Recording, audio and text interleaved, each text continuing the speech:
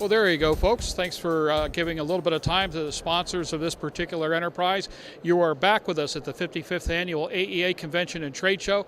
To make an exceedingly long story short, the schedule's going to be a little crazy here. We got people working their buns off in various conferences. Rick Perry has been working all day long on various AEA matters, and he'll be joining us here shortly.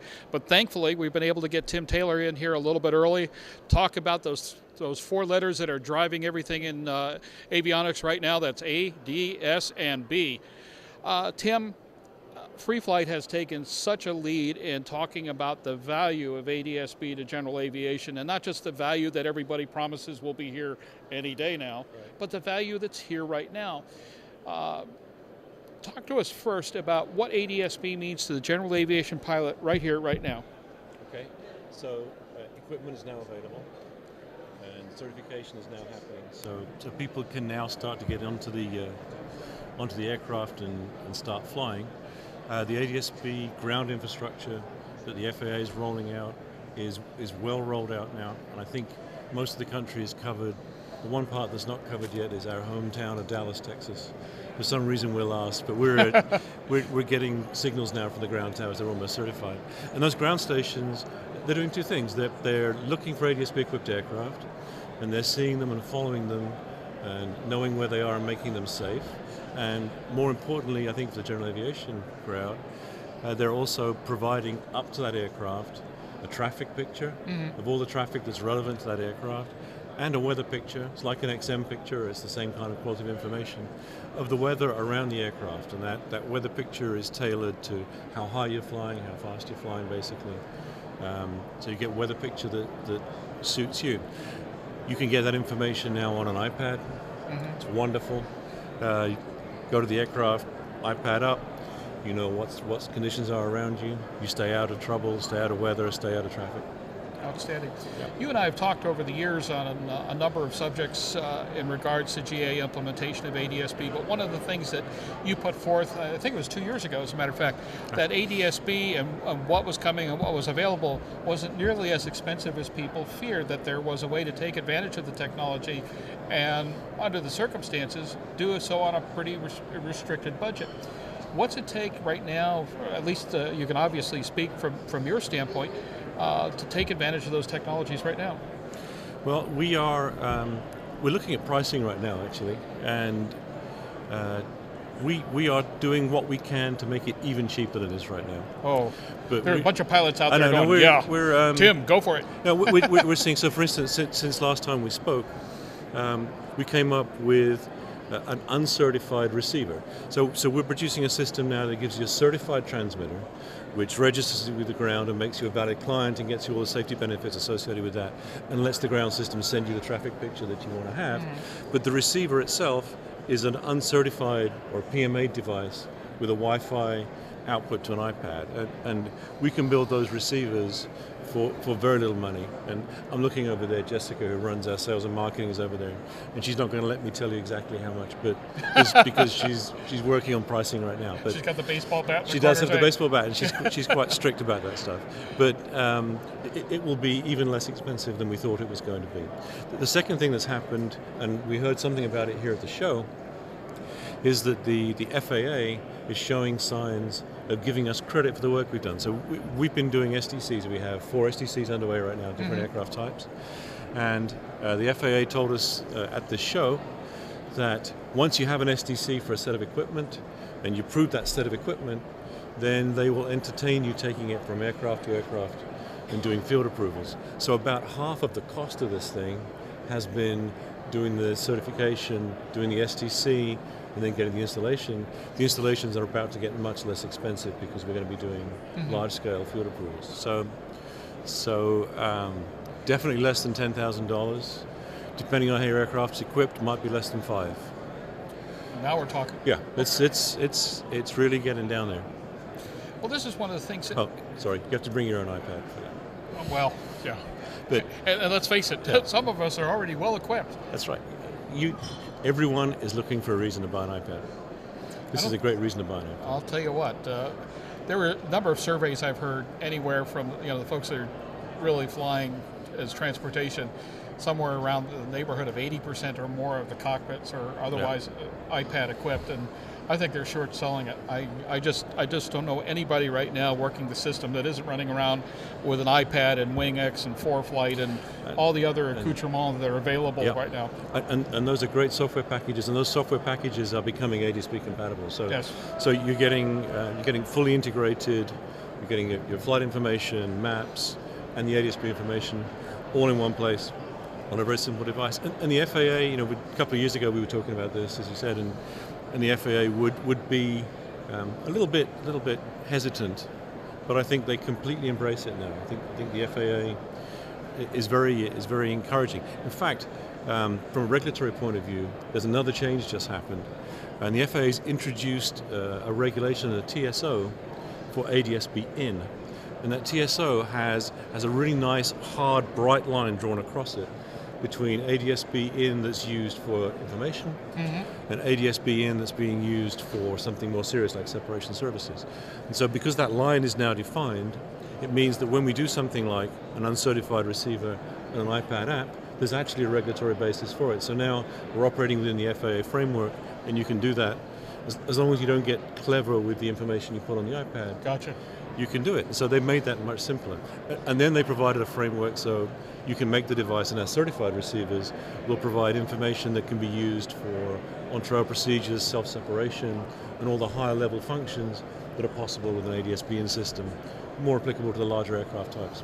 Sounds like an area where the FAA is actually being fairly reasonable. They listen, they've been engaging, they've been to our factory several times, we've been to see them, they're talking to their customers, they're talking to installers, and they are... well, they should be talking to you. You're practically Mr. ADS-B at this point. I love the subject. I think it's the best thing. It's the best thing that's happened. It's the best thing that's happened to aviation for a long time.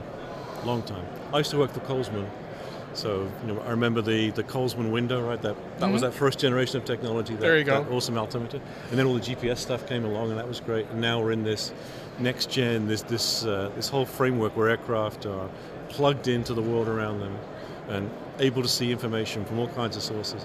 And the ADS-B information we're seeing today, Jim, is just the very beginning.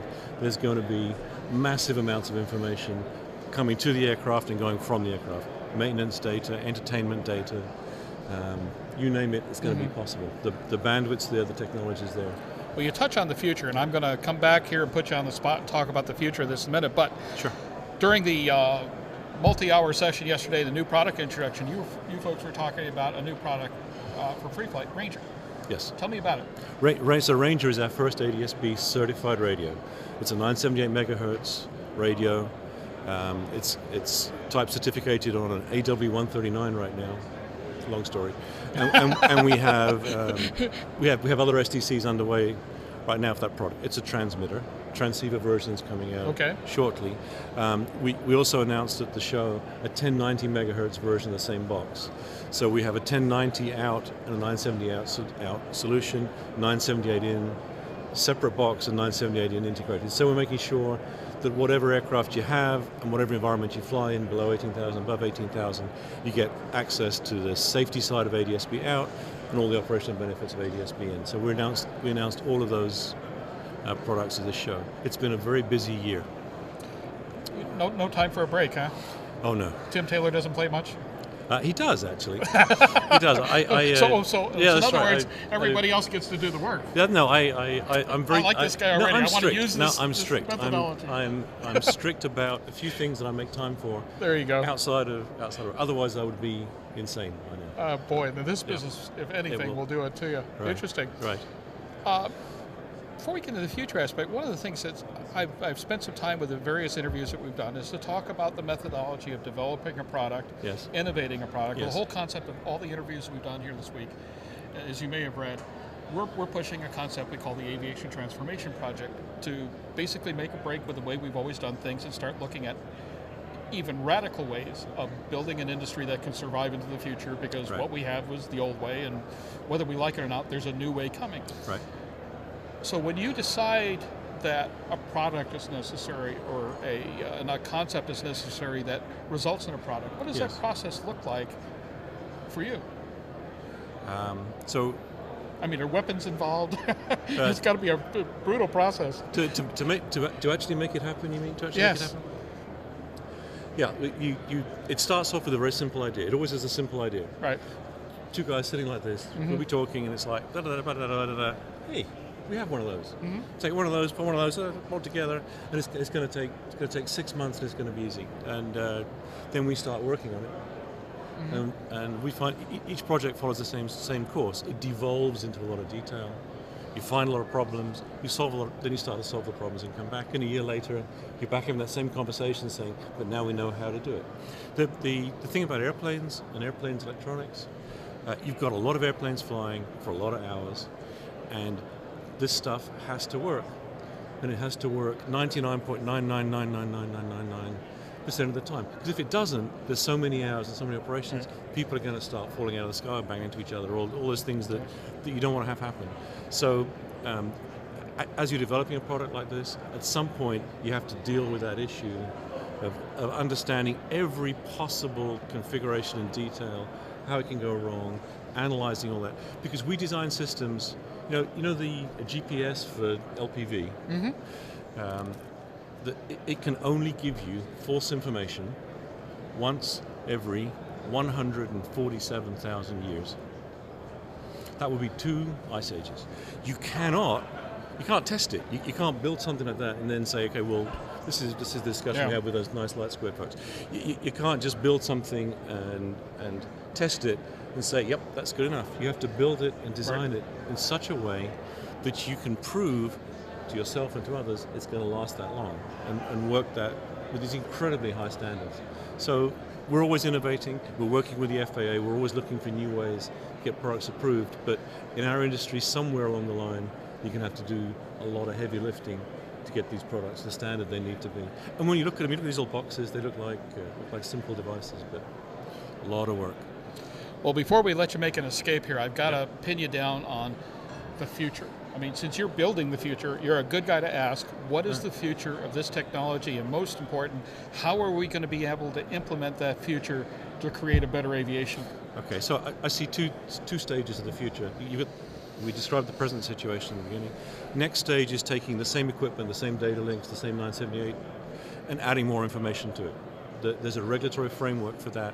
We can send aviation-related data over, so we can send maintenance data and so on. I think the next application, the next generation you're going to see will be the addition of a second data link. We're doing it now with ground vehicles. We have ground vehicles operating with certified equipment and then an uncertified data link beside it. And I think we'll see the same thing happening with aircraft. You'll see a certified data link for primary air traffic control, and then there'll be another data link added to the aircraft, and we'll start pouring information on and off the aircraft. So when you land, someone will know how much fuel you'll need, if you need to change the spark plugs, if you need new tires, if you've got a vibration problem in that engine, if your oil's got pollution in it, and by the time you get to the ground, someone will be standing waiting. I'm still looking for that critical function, the sliding judgment scale and the girl behind the airport desk where you're landing. I need that information, my friend. You can with processing, you can take a picture, you can make some modifications, you could send it down. She could be expecting Johnny Depp. Boy, what a disappointment she's in for. Oh, Lord. Okay, well, in this particular case, that's way too much information. All right. Tim, I can't thank you enough for your time. More important, I have so enjoyed working with your people. And when we've had a question, when we've had an editorial issue where we're looking for a little bit of additional expertise, you've been helpful. Some of your people have been great.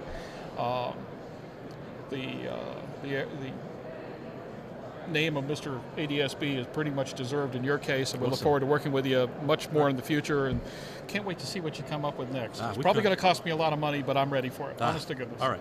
Tim, we thank you so much. Jim, thank you. Alrighty, folks, we're going to take a short break. We've got Rick Perry on deck from AEA. To make a long story short, if you want to find out what's happening avionics-wise in the regulatory environment, this is the guy. This is their man in Washington. So all the secrets, all the little things that you always wanted to know, this is the guy to talk to. So live from the floor of the 55th AEA Convention and Trade Show, this is Aero-TV. We'll be back with you in just a few moments.